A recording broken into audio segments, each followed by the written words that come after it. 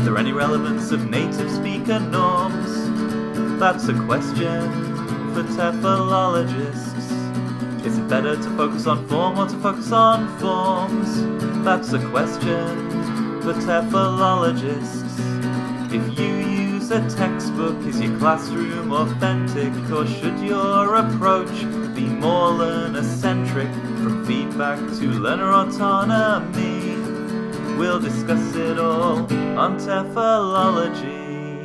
Welcome to the TEFLology podcast, a podcast all about teaching English as a foreign language and related matters.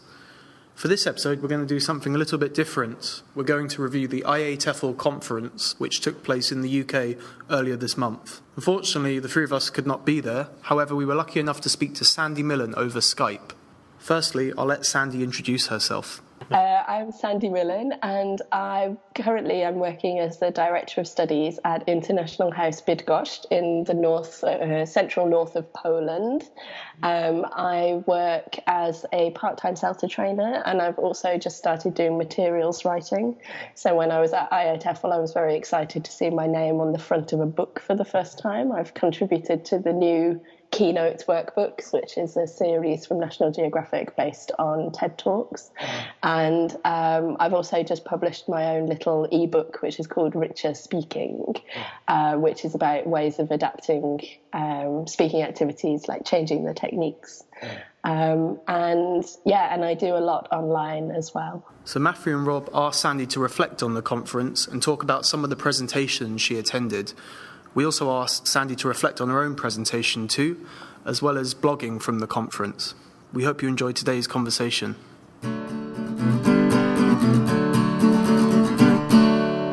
So, Sandy, first of all, thank you very much for talking to us. Thank you. And I guess maybe the main reason we're talking to you today is that you are, as far as we know, fresh back from the IATEFL conference. I am indeed, yeah. I came back on Saturday. I got back home at 3:00 in the morning on Sunday. Maybe just for our listeners and for some of us who don't know so much about IATEFL, maybe first just some basics, for example, how long it lasts and where it was, etc. Yeah, so IATEFL, the initial stands for the International Association of Teachers of English as a Foreign Language, and the organisation is based in the UK. They have an annual conference, and this year was their 50th conference. It moves around the UK, so this year it was in Birmingham at the International Convention Centre, the ICC. And the main conference lasts normally for 3.5 days. So this year it was Wednesday, Thursday, Friday, and Saturday. It finished about 3:00 on Saturday. And then it also has pre-conference events, which are a whole day before the main conference. So they were on Tuesday this year. Mm-hmm. And there were over 3,000 people there this year, I think. So it's a pretty big conference. Did they do anything special for the 50th anniversary? They did, but unfortunately I didn't actually go to any of those things. I know that they had there's always a welcome ceremony the night before the conference starts, which involves the mayor of the local town, and so they had some celebratory things at that, and they also had during the week they had various things that were combining the 50th anniversary and the fact that today, in fact, when we're speaking, is the 400th anniversary of Shakespeare's death. So they were combining, there were lots of Shakespeare things happening as well as 50th anniversary things. Okay, great. And this presumably was not your first IATEFL? It was not. It was my 5th. It's the best the best week of my year every year. I love going. I'm a bit addicted to it now. Right. So how many plenary addresses were there? There were 1, 2, 3, 4, 5. And the last plenary, they're normally the first thing in the morning, but then the last one is always kind of an artist or a poet or something like that, which rounds off the conference on the Saturday afternoon. Right. So this year that was Jan Blake, who's a storyteller. Did you attend all of the plenaries? I went to all but one of them. Sometimes in the morning you just can't get up in time. Sure. No. So can you tell us a little about them, like who was presenting, what were they talking about, in the ones that you saw, obviously? Yeah, so David Crystal did the first plenary, and he's can't remember his title. He's the patron of IATEFL, I think, and he was talking about language change. He was talking about vocabulary, grammar, pronunciation change over time, so tying in with the theme of history. And he was introducing us to some of the new words that have come into English, and he was also predicting. He was talking about how English might develop in the future. I think the kind of word of the conference that kept popping up again and again and again was mansplain, which is where a man explains something to a woman that she already knows. So that one popped up quite a few times. And then Scott Thornbury's plenary on the last morning, on Saturday morning, was about the history of ELT methodology. It was called 1966 and all that. So again, that tied back into the 50th anniversary conference. And he was looking at how methodology has changed and also not changed at the same time, how we're still doing a lot of the things that we were doing 50 years ago. And again, he was making predictions for the future. But I think the most striking, the most emotional plenary was the one that Savannah Richardson did on the Thursday morning. She spoke to us about, or her plenary was called the native factor, the haves and the have-nots, and she spent an hour basically debunking myths about native and non-native teachers. So things like we can't hire non-natives because the students want native speakers. She gave us lots of research to show that actually a lot of the time students don't really know what they want, or they're looking for a good teacher, and the fact that you're a native or a non-native doesn't really make a difference. The plenary got a standing ovation, which I think was very well deserved, and I was not the only person with tears in my eyes at the end of it. It's also the thing that I think has generated the most discussion out of the conference. There've been lots of blog posts about it, and it's kind of come back again and again, which I think it should. And at the end of the plenary, Jim Scrivener said this was the IATEFL I Have a Dream plenary, which I agree with. And I really hope it's an issue that we don't have to keep talking about because we sort it out. It's something that I keep advertising to people, and I think everybody should watch that plenary, even if they watch nothing else from IATEFL. It's available online to watch. So, do you think part of its impact was because it was such an eye-opening talk for people? So it was an issue that most of the people there hadn't considered before? I don't know that it was that they hadn't considered it, but I think it's one of those things that's kind of there in the background and people don't consciously think about it. I think the reason it had such an impact is the fact that we still have to talk about it, I think, had quite an impact. But also I think the fact that people weren't expecting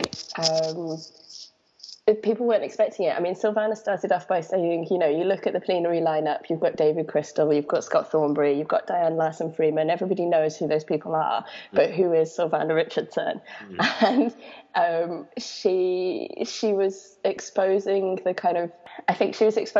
fact that there are so many assumptions that we make in connection to native, to non-native, and to the stupidity of the term non-native, because by using that term you're implying that people are lacking, and you're focusing on the fact that some people don't have any self-esteem, for example, because they see themselves as perhaps in some way inferior to a native speaker because they're lacking the fact that they've grown up with that culture, which is a really stupid way to think about it. But I saw echoes of that in other talks within the conference.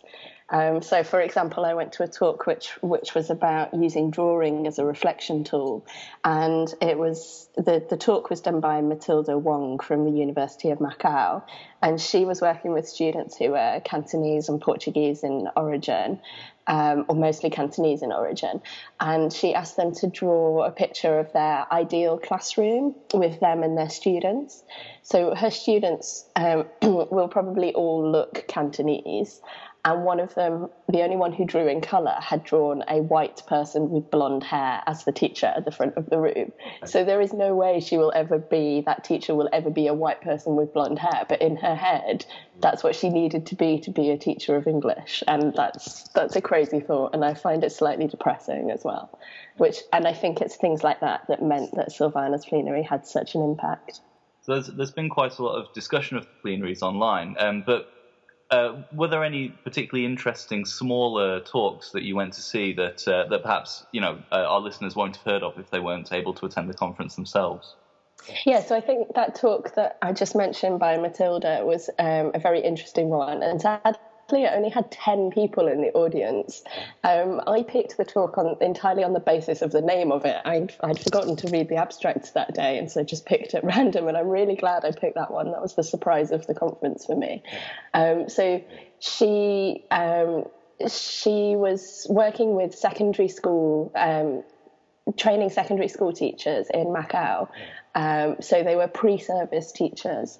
They were going to do their first practicums in a local secondary school. So they had 2 one-month practicums in the 4th year of their bachelor's. And as part of it, she wanted to teach them how to become reflective teachers.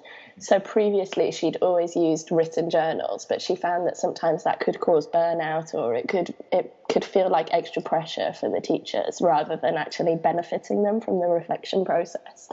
So she decided that she wanted to try drawing with them. So before they went into the practicum, she got them to draw a picture of their classroom and annotate it with information about what the teacher's doing, what the teacher's saying, what kind of topics they're covering, things like that. And then when they came out of the practicum, when they finished their 2nd month, she asked them to look at their drawing again and evaluate it. So how closely did it match the classroom that they were in? Would they draw it differently now? What did it show them about their beliefs about what a teacher did and should do compared to what it was like in real life? And she said there were some very interesting findings. Like one person, for example, had completely forgotten to draw a teacher into their picture, so she was focusing completely on the students. Another teacher had, or 3 of the teachers drew smiley faces on their faces. So that implied that they thought that a teacher should be friendly. I wasn't sure if it would work or not, but I did the same activity with my teachers in a workshop yesterday at school. So most of my teachers have been teaching for at least a year, and some of them for a lot longer. So I just got them to draw it and then analyse what they were thinking about. And it was very interesting that 3 of the teachers chose to draw a grammar lesson, focusing on the fact that they thought that the teachers should be doing grammar, and 2 or 3 of them chose to draw conversation lessons. And that really reflects what their focus is when they're in the classroom from talking to them at other times. So I think the drawing can show up things that you wouldn't see otherwise if you were trying to put it into words. So I think that was kind of the most outstanding talk for me. Oh, great. Nice. You were also a presenter at IATEFL this year? I was indeed. I talked about time management, because I do lots and lots of different things, and the main question I get is, how do you manage to do all of the things that you do? So it seemed to go down quite well, and quite a few people have contacted me to say, one of the tips that I had, for example, was having a weekly planner, so you can see at a glance everything you're doing in a week. And I tend to do everything on paper. Even though I'm quite a techie person, all of my planning is on paper. And quite a few people have said to me since the talk that they've gone back to using paper, and they're already finding that they're a bit more productive because of it. Okay. So there's a recording of the talk on my blog if people want to watch it. So you were an official blogger? Yes, yeah. What did that involve, and how did you get to be one? So if you want to be an official blogger for IATEFL, you don't have to be at the conference at all. Anybody can apply to do that. So all I had to do was send an email before the conference, and they added me to a list once they'd checked out my blog, basically. I think they're just checking that you're a TEFL blogger and that you're not blogging about random things. And that then gives me permission to embed videos from the British Council coverage of the event into my blog. And then basically it's up to you. You can blog about whatever you want, however much you like. If you go onto the British Council coverage, there's a page that says registered bloggers, so you can see all of the people who've been blogging about the conference. And as I say, you don't have to be there to do it. Like, quite a few registered bloggers are just watching the online coverage and kind of putting in, writing comments about what they've seen in the videos of the talks in the same way that I do when I'm watching it live. So different people do it in different ways. For example, Lizzie Peenard, when she goes to the conference, she writes a blog post from each talk that she goes to. So she produces, we worked out an average of 25 blog posts every IATEFL, which is a rate that I don't think many of us could keep up, not even me. I tend to tweet during the conference, and then afterwards I look back at all of my tweets and group those into blog posts kind of by topic. Yeah. So this year I had ones about using a corpus, about supporting students, so things like special educational needs and helping students who are scared of learning English. I had one where I talk about the talks that I missed as well. So when you're watching the tweet stream, you can kind of attend talks that you're not actually at. So I also put in things into a blog post about talks I wish I'd been able to go to, which, as you can imagine, there were quite a few of them. So that's the way that I choose to do the blogging. But people do it in many, many different ways. So I definitely recommend checking out the list of registered bloggers on the British Council page, so you can see different people's perspectives of the conference. Why do you think there is this blogger system? Is it just to get different perspectives on the conference out there, or is there a special purpose for it? I think originally it is to get the different perspectives. It does mean that only people who are registered bloggers can embed the videos, and they ask you to put a badge onto your site. So I think it's also to get, cynically, to get traffic back to their website. But I think it also means that people who, like, my blog is already fairly well known and quite a lot of people follow it, but it means that people who aren't so well known can use it as a way to get them started blogging, because it gives them something to talk about. Because I think one of the problems for a lot of people when they start is they don't know what to write about.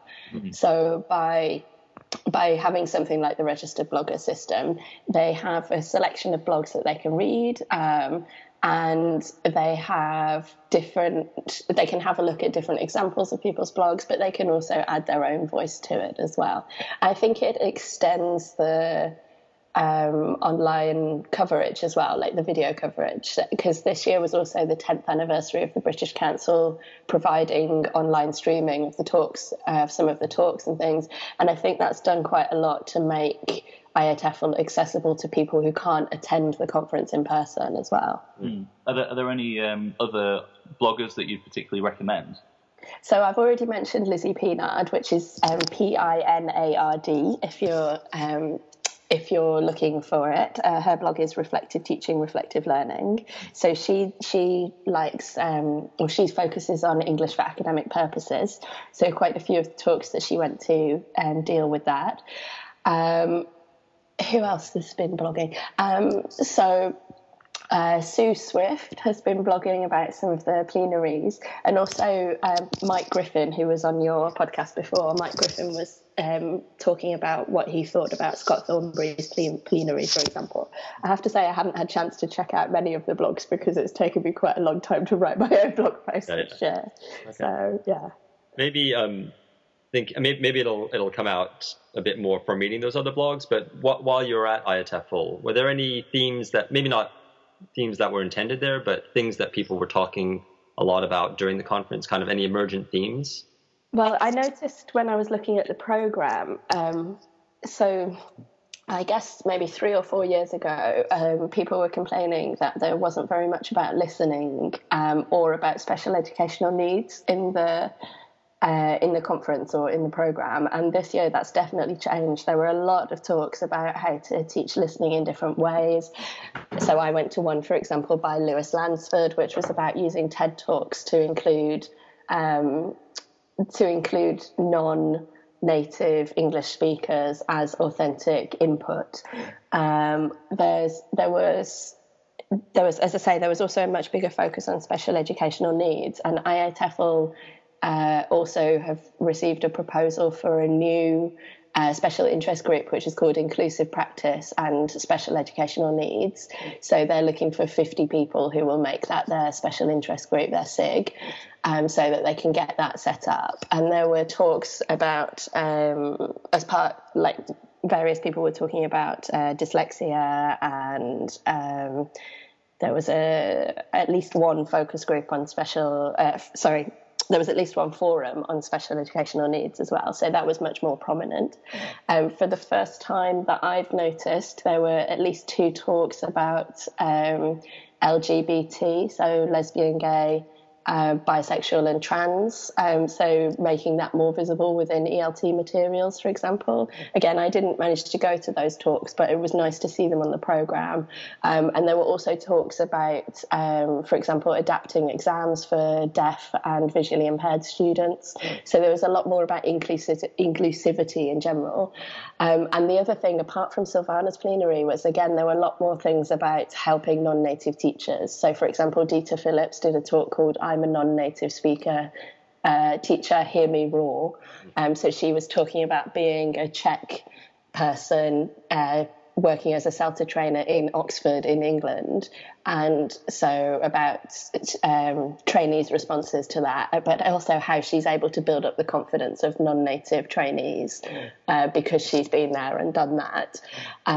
There was also Damien Williams talking about the language development toolkit, which is an idea to help teachers who want to develop their own English proficiency so that they can get opportunities, for example, to teach higher levels, or to just feel more confident and build their own self-esteem in the classroom. So I think they were the 3 main themes that I noticed. I'm sure other people would notice different ones, but that was what I noticed this year. Maybe one final question about the conference itself, or about IATEFL in general. I assume you've attended conferences and other conferences and conferences in other countries. What do you think is maybe what makes IATEFL unique amongst conferences, if it is unique in any way? So I have been to a few conferences. IATEFL is by far the biggest one that I've been to. Most of the conferences that I've been to have been one-day ones, but I did go to TEFL France 4 or 5 years ago, which is over 2.5 days. I think for me, what makes IATEFL so different is it draws people from all over the world. So it really is international, and you do see a whole range of perspectives. One of the things that I felt was slightly lacking this year, which was a bit more prominent last year, was more of a focus on Africa, because there are quite a few IATEFL associates, which are local teaching associations, which are based in Africa, but they don't seem to be so prominent within the conference. Last year in 2015, there was an excellent plenary, for example, by Harry Kucha, who is from, I think, the Cameroon English Language Teachers Association. And so it was really nice to see that different perspective. I think another thing that makes it different is, as I said, that it's very international, but also the size of it. It means that there is always somebody who's from a similar context from you, but perhaps in a different country, or who has insights that can help you. It's also, I think, an incredibly friendly conference, especially I think for the people who have some connections online before you go, it is incredibly hard to walk from one talk to another without bumping into at least one person who you know. And people are very welcoming. People are that's not to say that that doesn't happen at other conferences, but that's my general experience at IATEFL, that it's an incredibly friendly place. It's also incredibly intense because you start at 9 in the morning, and depending on if you go out in the evening, you might not finish. Some of my friends were finishing at 2 the next morning, getting 4 or 5 hours sleep and then starting again. So it's quite a tiring experience, but it's, as I say, it's the best week of my year every year. I absolutely love it. So I just wanted to ask, in Scott Thornbury's talk, he mentioned that only once the conference has been in another country, in France, I think. Do you think that in the future, I mean, a lot of our listeners are from, different countries around the world. Do you think in the future the conference might venture out into outside the UK? 2 or 3 years ago, there was quite a lot of discussion online about why it was all in the UK, and ultimately it was because of logistics. So the reason, as far as I know, the reason that it's done in the UK is because the head office is in the UK. It's much easier for them to go and scout out conference venues and things being there, but it also means that they can support visa applications within the UK, and that as far as I know, the UK is open to visa applications from many, many more countries in a way that it might not be if the conference was in a different place. So it means that the head office can sponsor visa applications, as far as I know. So I think that's why it's always in the UK. So. Okay, great. Okay, I think we'll wrap things up there. Maybe just to finish, could you tell us where people would be able to find you online? Yeah, so I tweet and I blog. In both cases, you need my first name, which is Sandy, my surname, which is Millin. If you Google me like that, you'll find me. I'm all over the internet. But I tweet at Sandy Millin, and my blog is sandymillin.wordpress.com.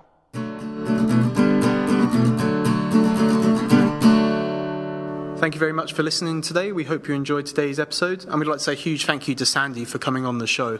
As always, feel free to follow us on Twitter at TEFLology. Feel free to leave a review on iTunes. Send us an email at TEFLology@gmail.com, and also visit our website, TEFLology-podcast.com, which is the home of our podcast. Okay, so until next time, it's goodbye from us.